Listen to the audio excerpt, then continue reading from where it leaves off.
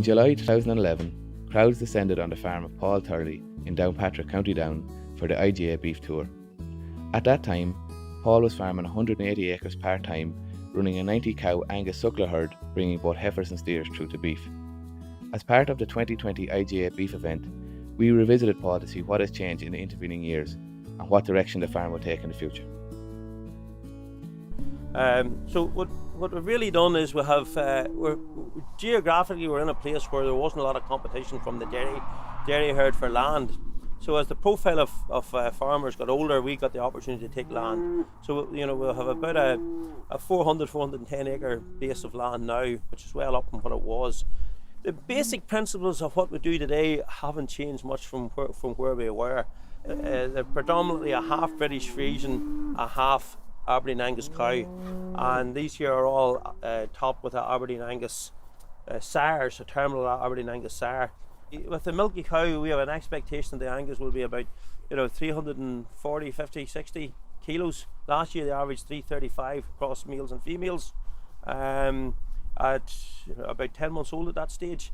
Now historically, or since we've got the better silage, we can do 0.7, 0.8 kilos over the winter time. So that leaves you've got an animal 460-ish kilos going to the grass in February. Whenever he's 600, 610 kilos, as far as we're concerned, it's time to go. Our average for the last couple of years has been about 17 to 17 and a half months in age. Angus are roughly 50% R and 50% O's.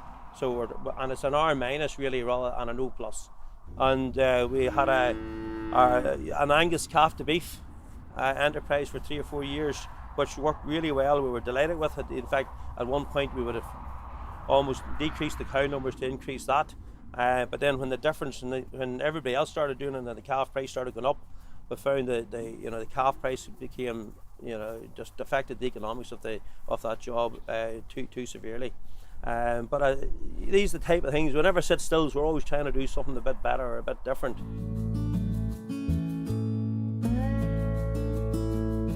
It's grass for as long as we possibly can graze, and then it's kale and silage in the winter time. The kale and silage things was present all those years ago and it hasn't changed much. But another very significant change to the whole farming thing is the way we handle our grass. The whole farm, right to every last field, is now paddocked out in some form or other. So that meant infrastructure with water, fences, and that type of thing. So we can now, graze far more efficiently than we did in the past. With the stocking rate going up, then we had up the ante the amount of grass we grow. So we pay a lot more attention then to actually grazing or to growing more grass. In this part of the world, we're moisture restricted, so we're probably, what we've learned is that 12 tonnes to the hectare is going to be almost a max. Drought brings that back to 7 or 8. 2018, one example. This year already, we're down 3.5 tonne dry matter per hectare. So we'll have to watch carefully with our stocking rate, because there's only a certain level we can go because of our outwintering system. We'll have a limitation to how much stock we have at that stage. But we usually average around 2 livestock units per hectare, right across the board. The first obvious thing we saw when we started doing the paddock thing is that with a surplus grass, the other thing is the quality of our silage. Because all the time we were very anti-feeding meal here. We're working with an Angus animal, which is easy finished and all the rest, but they can't do it on their own. The milky cow gave us an advantage with the size of our calf, and the Achilles heel to the system was getting a consistent growth rates over the winter time without any concentrates. And the solution to that problem, and it took us 4 or 5 years to get there, was to up the ante of the quality of the silage. It's an all bale system, all double wrapped, and it's all cut at the right time, and we're hitting silage now of 17-18% protein and 12 ME. And so it's this very, very high quality silage, and that allows the calves then to go through their winter time with kale and silage and still manage to do 0.8 kilos a day without meal.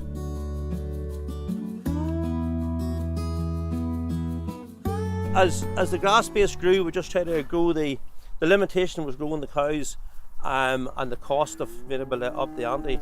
This year we've calved down 150 in the spring and another 40 in the autumn time. So there's 190 to calve down this spring or this year, and we're projecting to do about 220 for next year, probably heading to 250.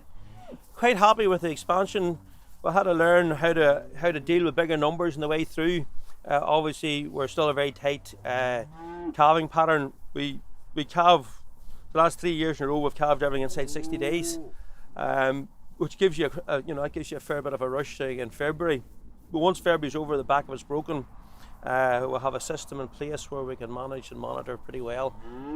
Cows, calves more or less by themselves. That takes a lot of pressure off.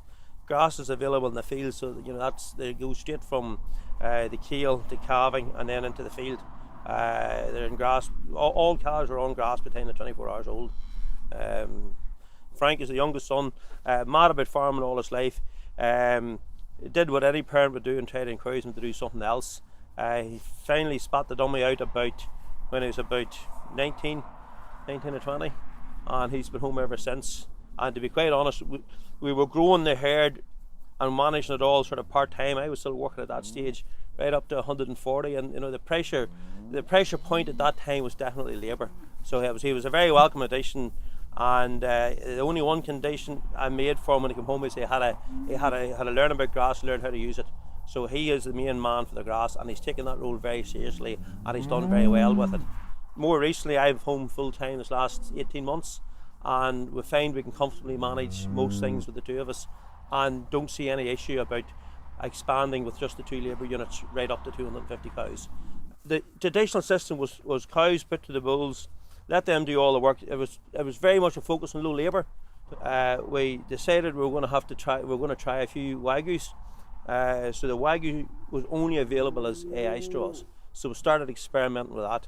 Going forward, we're probably, if and whenever we can get a few Wagyu bulls, we'll probably back off the AI and go back to a bull system, purely from a labour point of view and an efficiency point of view.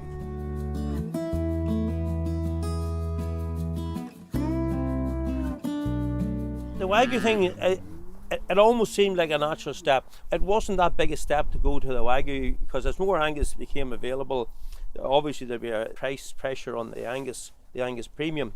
So we said, right, we'll try a few Wagyus. The first ones are already killed. Taste tests have been done. Everybody's really delighted with them. Peddled it about the place and have managed to find ourselves a market. So now we're at the stage where the guys, they're more than happy with the product. So we are going to have to up the ante now and produce a few more, which we're quite happy to do. So it's really driven about, we just want to be producing, the best beef there is. And the system's good, and the people relate to the system and the grass-fed system and that type of thing. So the perception to the public is very, very good as well. All Waggers are going through the beef.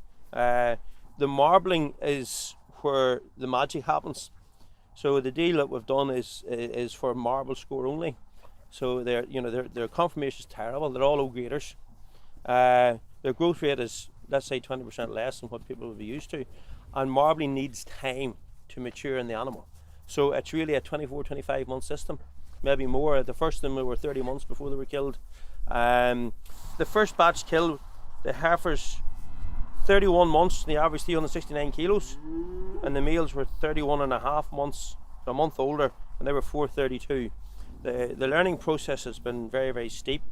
We now know, we're clear in our own head what we're doing, and we've realised that we can actually short circuit a lot of the meal feeding because of the quality of the grass.